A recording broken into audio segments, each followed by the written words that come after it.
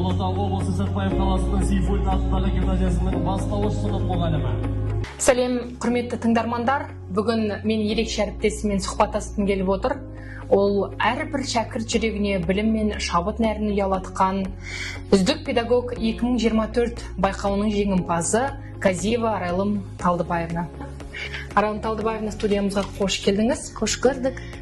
Бүгін біз сізбен осы үздік педагог 2024 байқауына дейінгі сіздің ұстаздық жолыңыз, әдістемелік жаңалықтарыңыз және болашақтағы білім беру саласындағы көзқарасыңызға байланысты сұрақтар қойып, соған әдемі жауаптарыңызды күтеміз. Жақсы. Ендеше бірінші алғашқы сұрағымыздан бастайық.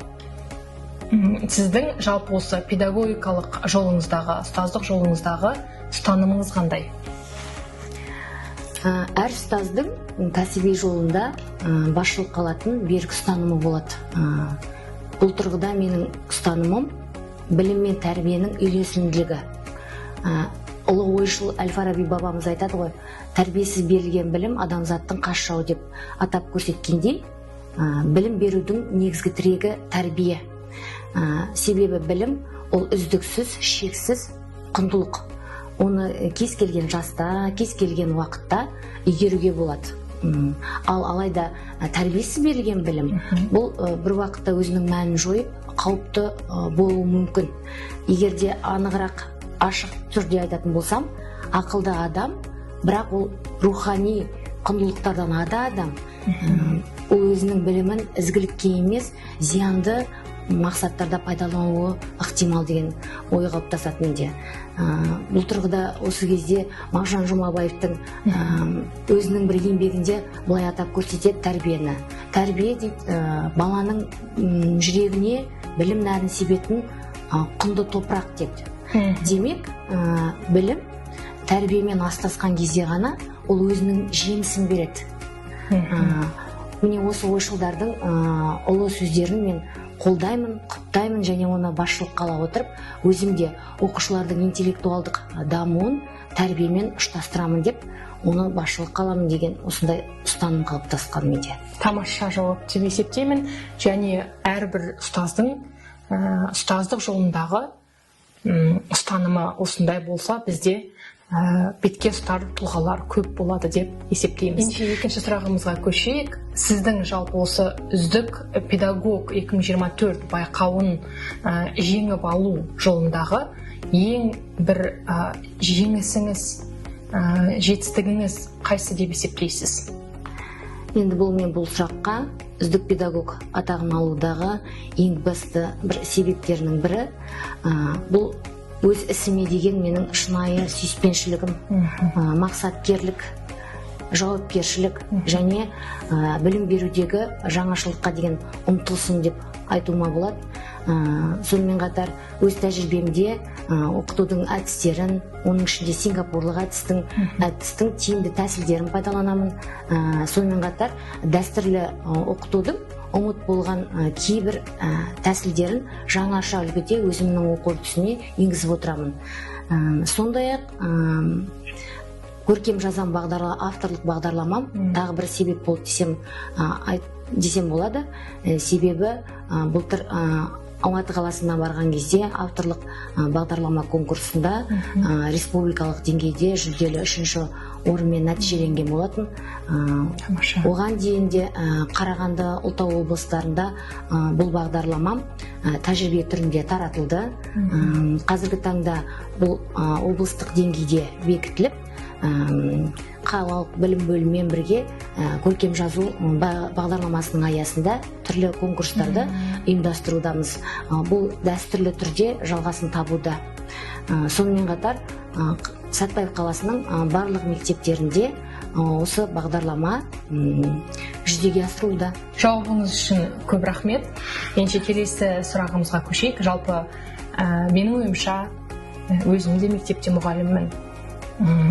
Кез келген мектеп қабырғасында жүрген мұғалім үшін үздік педагог атағын алу, үздік педагог конкурсының жеңімпазы болу бір арман, мақсат болуы мүмкін. Сондағы сіздің осы үздік педагог 2024 байқауының жеңімпазы болғандағы әсеріңізді білгіміз келеді. Жақсы.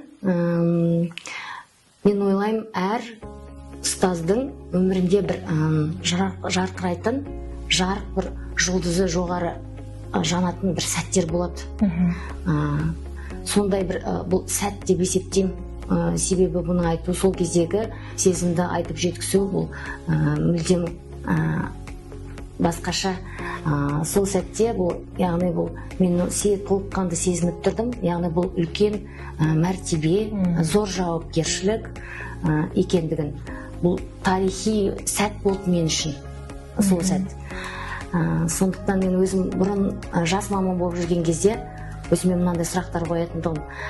Үлкен конкурстарда, үлкен жаңағы іс-шараларда, зейнеткерлік жаста ұстаздарымызды оң жақ жаңағы сол жағына төсбелгісін тағып жатқан кезде ойлайтынмын, неге осындай төсбелгіні, үлкен марапаттарды зейнеткерлік жасқа келген кезде марапаттайды екен.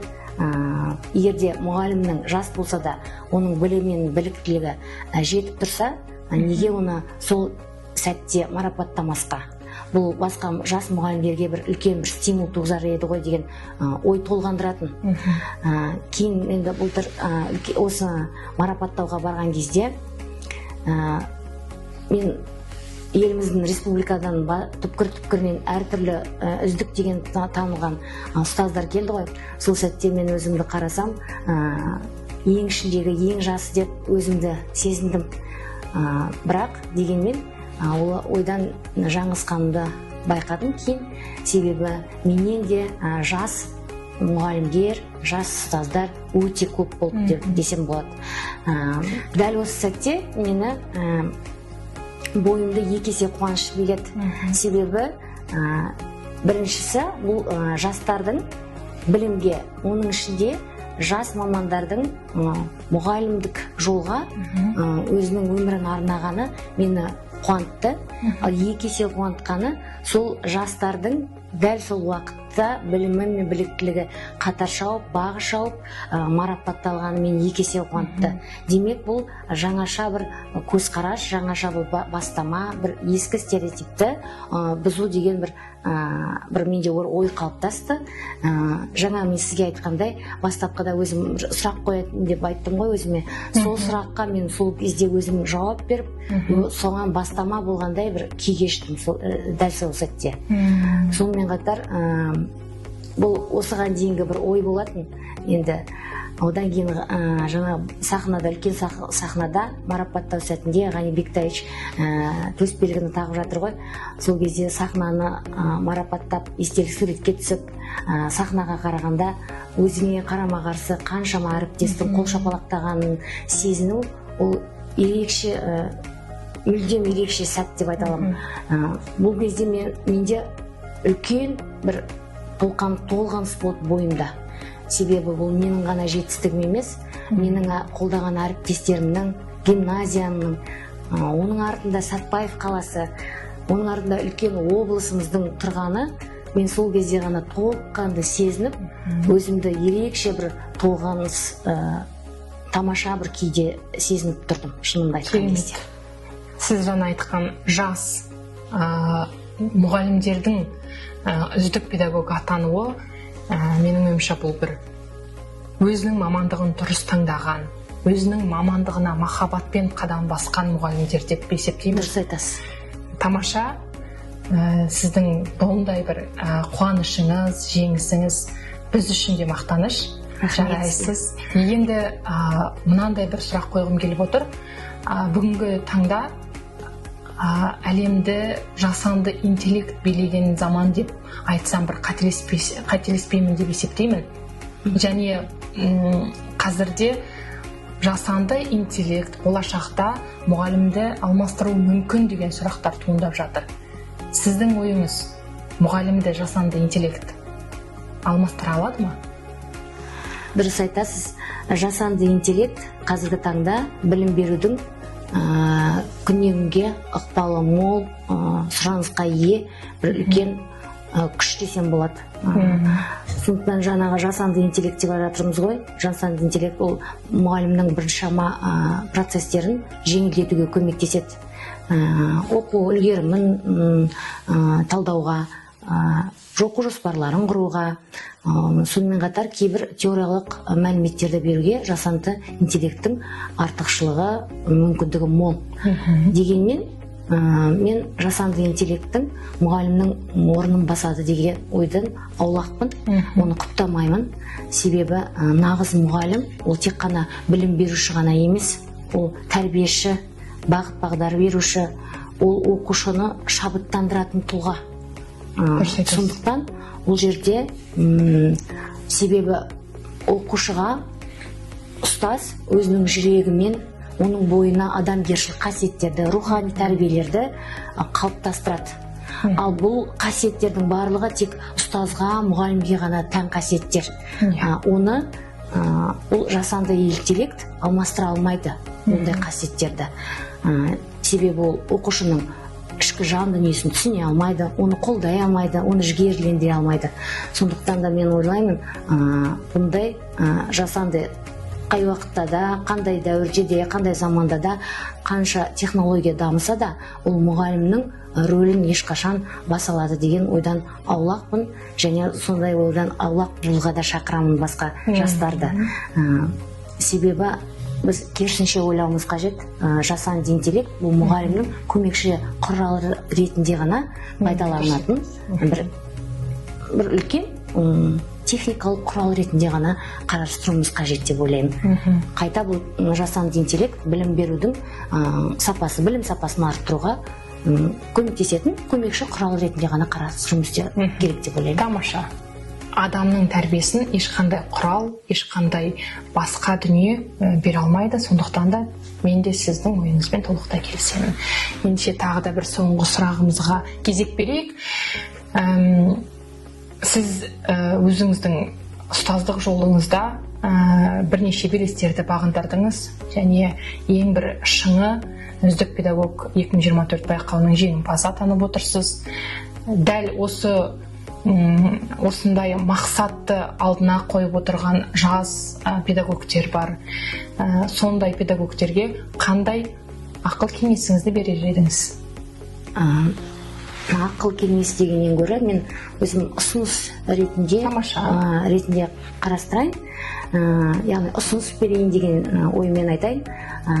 Біріншіден, әр ұстаз болсын, мұғалім болсын, ол өз пәнін, яғни өзінің ісінің маманы болу керек.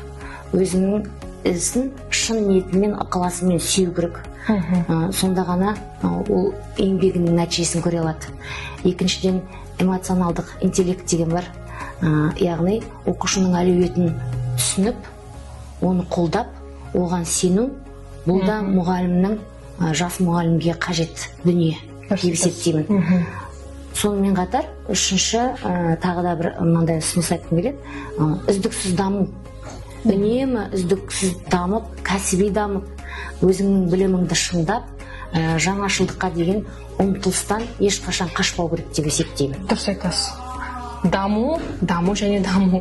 Кезіндегі оқы және оқы дегенді біз қазір педагогтер дамы және дамы деп алмастырсақ болады деп есептеймін. Үздіксіз даму, рухани даму, интеллектуалды даму, профессионалдық, кәсіби тұрғыда даму деп біз барлығын қосып айта аламыз. Құрметті Арайлым Талдыбаевна, сіздің бүгінгі біздің сұхбатымызға келгеніңіз үшін үлкен алғысымызды білдіреміз. Сіздің жолыңызды көптеген біздің артымызда еріп келе жатқан жас мамандарға берсін. Біз де сіздей үздік педагог атағын алайық, бізде сондай байқауды. Әумин, жұғысты болсын барлығымызға да. Болашақта сізге тек қана жақсылықтар, осы педагогикалық жолыңызда сіз республикалық деңгейдегі ең басты шыңды бағындырдыңыз. Енді халықаралық деңгейдегі де биік белестерді бағындыруыңызға біз тілектеспіз. Көп рахмет. Құрметті тыңдармандар, келесі кездескенше сау болыңыздар. Сау болыңыздар.